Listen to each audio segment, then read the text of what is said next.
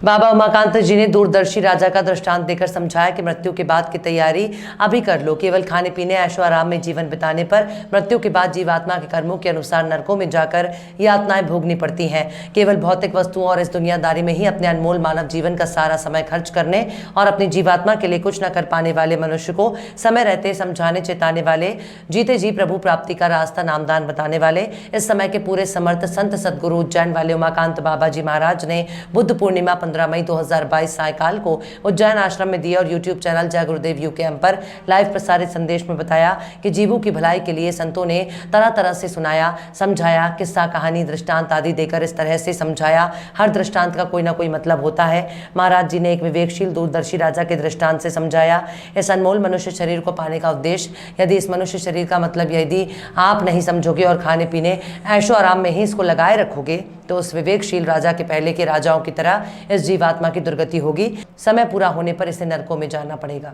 पहले के लोग आज की तरह बेईमान नहीं होते थे, धोखा दे देते हैं, वादा खिलाफी कर देते हैं, तो आप तो समझो ऐसे नहीं हुआ करते थे। वो वफादार होते थे लोग।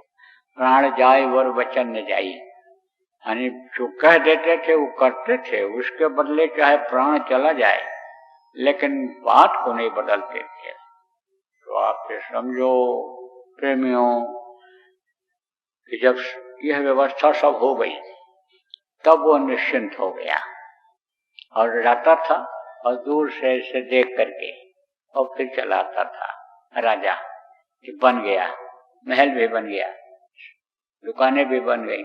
देखो ये चिमनियां दिखाई पड़ रही हैं धुआं देती हुई, ये फैक्ट्रियां भी लग गई, सारी व्यवस्था हो गई।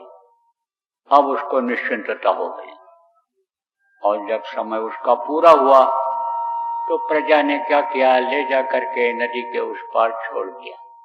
तो अब तो वहां जंगल था नहीं, अब तो वहां कोई हिंसक जानवर थे नहीं, अब तो वहां राजमहल था, प्रजा थी और इसी तरह से वो राज करने लग गया।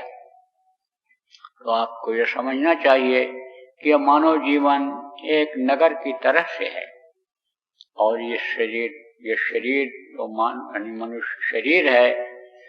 आप ये समझो ये जो इसके अंदर मनुष्य शरीर के अंदर जीवात्मा ये बैठी हुई है, ये समझ लो कि यह है राजा। आप ये समझो कि ये राजा है जीवात्मा। अब अगर इस मनुष्य शरीर का मतलब आप नहीं समझोगे और खाने पीने ऐश आराम में अगर इसको लगाए रहोगे, जैसे चतुर राजा, दूरदर्शी राजा, विवेकशील राजा के पहले जो राजा थे और ऐश आराम में ही समय को निकाल दिया था, उन्होंने गंवा दिया था, आखिर में जंगल में भटकना पड़ा, हिंसक जानवरों के मोर्च से मारे गए। तो आप ये समझो कि यह शरीर के अंदर जो जीवात्मा है, समझो कि इसी तरह से ये फंस जाएगी, ये अपने घर अपने वतन नहीं पहुंच पाएगी। कुछ समय के लिए शरीर के अंदर समझो कि ये बंद कर दी गई है। ये परमात्मा की अंश जीवात्मा है।